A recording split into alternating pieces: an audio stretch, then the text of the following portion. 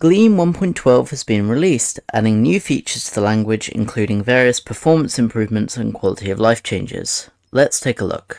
The first two changes are improvements to the echo keyword introduced a couple of versions ago for debugging. Let's say we have some function here and we are printing out the values as we compute them, but we've got sort of two different paths the code can take. So if we run this, you can see that it prints out a bunch of numbers. At a glance, it's not super easy to tell which numbers come from which piece of code, which branch the code took. You can look at the little line numbers up here, but they're kind of hard to see and just a bit cumbersome to translate between line numbers and the paths of code in your head. But now in Gleam 1.12, you can use the as keyword to add a custom message. So for here, we can say this was an even number or this was an odd number. And now when we run it, it's going to tell us exactly what it was. So you can see this was an even number, this was even, and here was an odd one, and then these are all even. So it's much easier to tell which part of code or which piece of information you're looking at for any given debugging statement, which makes it way easier to debug your programs. Similarly, the actual output format of echo has improved for various different cases. Circular references on the JavaScript target,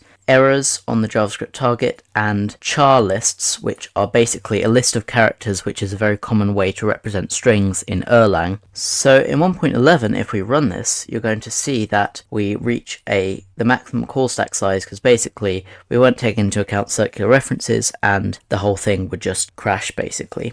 And if I comment this out, let this run, you can see that when we print out errors, it just gives us a reference error object with basically no information about what the actual error is, and then this character list is just printed out as a list of characters. Now if we run this in 1.12, we're going to see that it's a lot better. Here we just detect that it's a circular reference and print it as such. Here we get information about the error, that we tried to access some non-existent variable. Here we say that this is a char list and this is what the value of that string was. So that's going to make it nice and easy to tell when you're dealing with various external values from the different targets. It'll be easier to see what actually you're dealing with. Next, we have a few improvements to JavaScript code generation. The first of which is generating documentation comments for Gleam documentation. So if you have some Gleam program with some functions and types and whatnot, and they have documentation explaining how they all work, you might want to be able to integrate your Gleam program into an existing JavaScript code base by compiling Gleam to JavaScript and then interfacing it with existing JavaScript code. So now if we build this and we go to the generated JavaScript code for this particular module, you can see that it has copied the documentation over. So if you are using the compiled Gleam code from an existing JavaScript code base, you can see the documentation and understand how to use the functions. Last release, the JavaScript code generated for pattern matching was improved, which could allow complex pattern matching code to be up to 30% faster. But in the process, the size of the code generated for pattern matching increased somewhat. Take, for example, this function, which does a pretty simple pattern match on a bit array, matches a few different segments of different sizes, and then returns whether or not it matches. In 1.11, it would generate this code for the pattern matching. It needs to check if the size matches, and then if the first one is equal to 1, and then if the size matches, and it continues doing this, and you get this giant tree, and if all the conditions match, then it returns true, and then it has to return false for all these other different cases. In 1.12, the code generation of pattern matching has been improved again to now reduce the size while keeping the performance improvement. So now it generates this code instead, which just uses the AND operator to check all of the different conditions. It only has 2 branches and doesn't create a massive tree with lots of indentation that makes it hard to read and increases your code size. Another improvement to reduce generated code size is dead code elimination. Now this actually works for both the JavaScript and the Erlang targets. It will basically just detect whenever a function is not used at all. Now this one actually works for both the JavaScript and Erlang targets. The compiler will simply check for functions which are not used and it will just not generate code for them. So if we take a look at this file, we've got 2 used functions. These 2 private functions are not used, so they will get eliminated. You can see in 1.11 we generate code for all of these, even though these two aren't actually used by anything. But now 1.12, only the used functions are generated and the other two are completely ignored. Let's take a look at a pattern which is very common in Gleam. Here is an implementation of the map function from the result module of the standard library. It takes in a result and a function and then pattern matches on it to check whether to apply the function or just return the result as it is if it's an error. Now what we can't do here is just say if it's an error then return result, because the types don't match. This result is a result of A and E, whereas this new one, what we want to return, is a result of B and E. So we have to reconstruct the error like this. Now if we take a look at the generated JavaScript code for this new construction is reflected. We check if it's okay and then we map it, otherwise we just effectively reconstruct the error. And considering that result mapping is an extremely common process in Gleam, the small performance cost is likely to add up over the course of a program and cause a noticeable slowdown. So in 1.12, the code generator can now recognize when you are taking a value and reconstructing the exact same value to change the type of it, and it will optimize away this reconstruction. So now this is the generated code for 1.12. We just return result directly instead of constructing a new one because the values match exactly. And if you're doing a lot of pattern matching in this way, reconstructing values unnecessarily, this could create a noticeable speed up in your programs. Another code size improvement, which again works on both targets, is the generation of record updates. So here we have some record and we have this function which takes in a record and then it updates some of the fields and returns it back. In 1.11, here is the code that's generated for that function. Basically, bind it to this underscore record variable, and then we use this in the record update. Now this isn't actually necessary because we can just replace record with person because it's already a variable. You do sometimes need this underscore record variable, but if you're using an existing variable as the updated record, you don't actually need this intermediate variable. So in 1.12, we just optimize this away. If there's already a variable, we don't bother binding the underscore record and just use this person variable directly. In Gleam, instead of crashing the program, division by 0 simply returns 0. So here we are dividing by 0, and then here we have some other division calculations which are not divided by 0. If we run this, you can see that the first one just returns 0, and then the second ones return, some other number because they're doing just regular division. Now Gleam compiles to JavaScript and Erlang, neither of which implement this behavior of returning 0 when dividing by 0, so we have to implement that behavior manually. If we look at the generated Erlang code for this file in 1.11, you can see that here we are pattern matching on the divisor, and then if it's 0 then we're returning 0, otherwise we are dividing by it. But for these other two, we are just doing a regular division operation, and that's because the compiler is smart enough to tell that neither of these are dividing by 0 because they're just dividing by constant integers, which we know are not going to be 0. Generated JavaScript code, however, looks like this. We are calling this divide int and divide float functions, which basically do the check if it's 0 and then return 0 every single time, even though we know in these cases that they're never going to be 0. In 1.12 though, we've improved that so that here, since we know it's never going to be 0, we just do a JavaScript division directly, and then here, because it's integer division, we have to truncate the value. But we don't need to perform the check to determine whether the divisor is 0, although we do still here because it is a variable and so we don't know what the value is going to be at compile time. The last code generation change is enabling inlining in the Erlang compiler. Now this one's not really easy to show because all that actually changes in terms of Gleam's generated code is this inline tag is now added to all the modules, but that basically means the Erlang compiler, when compiling Erlang source code to Beam bytecode, is now going to inline small functions within one module, which can lead to performance improvements in various places.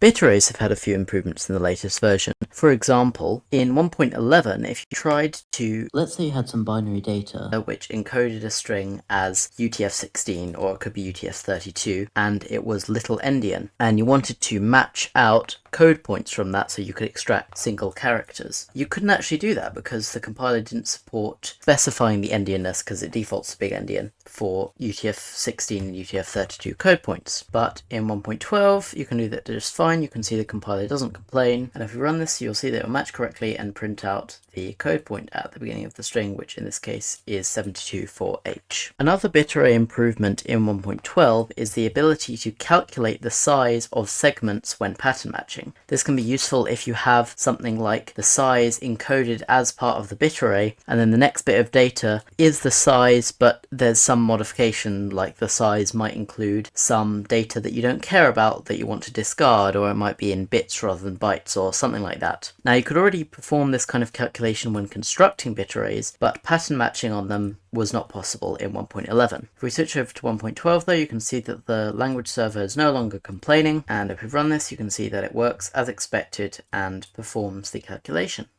There have also been several improvements to warnings and error messages to make certain situations clearer. For example, if we have a file like this where we define two identical constants, you can see that this is what the error looked like in 1.11. It would have these two sort of error looking labels, even though this first one isn't really causing an error, but the second one is the actual thing that's causing this error. Now the format of this kind of error has been improved, so you've got the error label on the actual errored piece of code, and then you've got a sort of different label just giving you information about why this error is occurring, which makes it easier to understand what the actual problem is. If you're coming from another programming language like Python or Java, for example, you might sometimes mix up your import syntax and use a dot instead of a slash. Now in 1.11, if you accidentally did this, this is the error you would get. You just say, I was not expecting this, and then it would say, yeah, you just expected a open curly brace. In 1.12 though, this error message has been improved to help you in case you have mixed up your syntax. So it'll say either you're trying to import Gleam /result, the result module, or you're trying to import the result value from the Gleam module. So hopefully if you are coming from another language and you're less familiar with the import syntax of Gleam, this will help you try to figure out the right way to write it. In Gleam, it is possible to define a top-level value, such as a function, with the same name as an imported value. Doing this can lead to some confusion because the value defined in the current module takes precedence over the imported value, and so you sometimes might be calling a function which you don't expect to be calling. In Gleam 1.12 there is now a special warning telling you that you have shadowed an import and that you should probably not do that because it's not really useful in any way. The Gleam compiler will warn you if you have defined some variable in your program which you never use. Now to get rid of this warning, you can prefix it with an underscore, which basically says that we're not actually binding the variable, we're just discarding its value. At some point in the future you might want to actually use the value, and now if we try to use this we're getting an error because we discarded it. In Gleam 1.11 the error message for this is pretty uninformative and just tells you that you haven't bound a value called random. Now this is obviously true, but it can be a little bit misleading. In 1.12 though, this error message has been improved, so now it will tell that you have discarded a value with the same name, and then it will tell you that this value was discarded, so it's not in scope, and that is why you're getting this error. Gleam uses linked lists for its list type, so prepending to lists is the most common operation you do, and Gleam has special syntax for it. However, it is not possible to concatenate multiple lists by spreading several different lists within one of these prepend operations. That's because concatenating lists, unlike prepending, is not a constant time operation, and Gleam wants to make sure you're not doing expensive operations like this by accident without properly realizing the performance cost. So if we have code like this, obviously it's going to error. Now in 1.11, this is just going to say, I don't know what you're doing, this isn't valid syntax, and give you no further information. But now in 1.12, as you can guess, we've improved this error message, so it explains what the problem is and why this is the case. When constructing records in Gleam, the compiler will give you an error if you don't supply all of the values needed to construct it. Now, in 1.11, if you have something like this, where we've got this person and we've given it a name and an age, but we haven't given it a job, if we get the error, it's going to tell us we're expecting 3 arguments and we also have the job label available to us. But if we remove these labels here, it's now going to give us a slightly worse error message because it's going to tell us we have age, job, and name available to use. Now, while this is technically true, we haven't used any of those labels. These two are actually filling in the place of the name and age labels, so really only the job one is missing. In 1.12, this case has been improved and clarified so that even if you don't specify any of the arguments, it will still detect which labels you are using, and it will just tell you the ones which you're actually missing. The final improved error message in 1.12 is to do with dependency management. So let's say we already have our Gleam project set up, we have some dependencies, and we want to add a new one.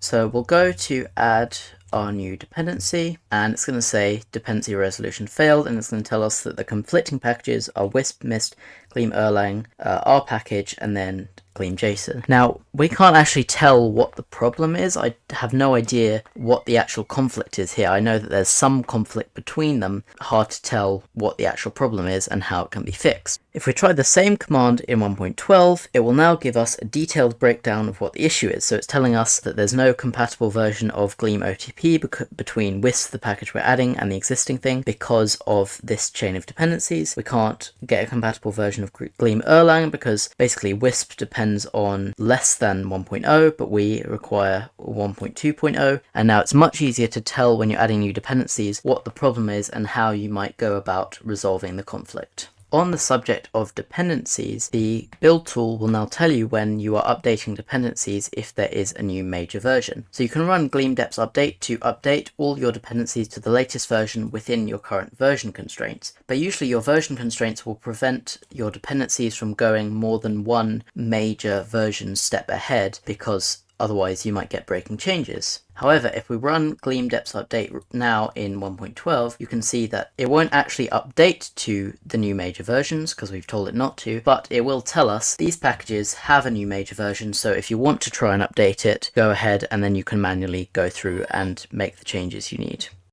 Now let's look at changes and additions to code actions in this release. First off, the pattern match on variable code action has now been updated to allow doing it with use expressions as well. So if we go to this use expression, you have the option to pattern match on variable, and it will basically destructure this variable, and then you can use the fields in your code like this. A pretty minor change has been made to the generate function and generate variant code actions. So we have some code here dealing with this operation type, and let's say we want to add a new variant. We can add this new pattern, and obviously it's going to complain because this div constructor doesn't exist. If we trigger code action, we can go generate variant, and then we can generate this function here. Now, something that is quite nice is that whenever there's an error, there's usually one specific way you want to fix it. And so it's nice to be able to just hit the key combination to trigger code action and then hit enter to perform the right one. But in 1.11, you can see that this doesn't actually do what we want. This is wrapping in a block, which is not actually what we wanted to do. We just wanted to do the thing that fixes the error. But in 1.12, they have now been turned into quick fixes. So first of all, when you're like hovering it and it shows you the error, there's this little quick fix and it will tell you how you can fix this issue, or it will always be at the very top so you can just easily trigger the correct code action that you want. We have one new code action in this release. So let's say you have some function and maybe you're pattern matching on something, and then you are returning this block because you need to bind a variable, do some stuff, and then return something. But then maybe you decide that actually you don't want to bind a variable here and you're just going to inline this variable. Now this block isn't actually needed because we're only returning a single value, so you could, go and manually delete this, but now we just have a nice code action for it. You can just trigger the remove block code action and it will automatically remove those brackets for you. There have also been a few changes to the build tool and CLI. So for example, if the repository where your package source code is hosted is either a Gitty or a ForgeDo repository, the source links in the generated documentation are now fixed so they work correctly. So if we go into our generated documentation and we look at the source link, obviously this repository isn't real, but you can see here that now it uses just line 11 rather than line 11 to 11, which would have broken the Gitty line finding algorithm or whatever. Also relating to generated documentation, if you have a monorepo with multiple different packages in, which all might be changing versions at different times, you're already able to specify a path to the package from the base repo, so the source links would work correctly within your monorepo project. But now you can also specify a tag prefix, so you can differentiate between the different tags for the versions of each different package. So if we look at the generated link again, here it's going to go to source tag. We've got our prefix followed by the version number 1.0.0, and then some package, which is the path to that package, and then we've got the path to the module in the source code. Often in Gleam, you need to write some FFI code to interface with external libraries. And JavaScript modules come in two different formats, CommonJS and ES modules. Gleam mostly uses ES modules, which is the .mjs extension, but some libraries will use the CJS extension for CommonJS. The build tool now allows you to use CJS files and import them from your Gleam FFI code. If we run this in Gleam version 1.11, it's going to error because the build tool doesn't recognize that this CJS file exists. But in 1.12, this is now supported and it correctly interfaces with this library and the behavior works as expected. And those are all the new features in Gleam 1.12. I'll leave a link to the release post in the description, as well as linking to the raw release notes where you can also find a list of bug fixes which I didn't include in this video. I'll also leave a link to where you can download Gleam 1.12, so if you haven't already, you can play around with all the new changes yourself. Hopefully this video was helpful in explaining what has changed and why. Now go enjoy the new release.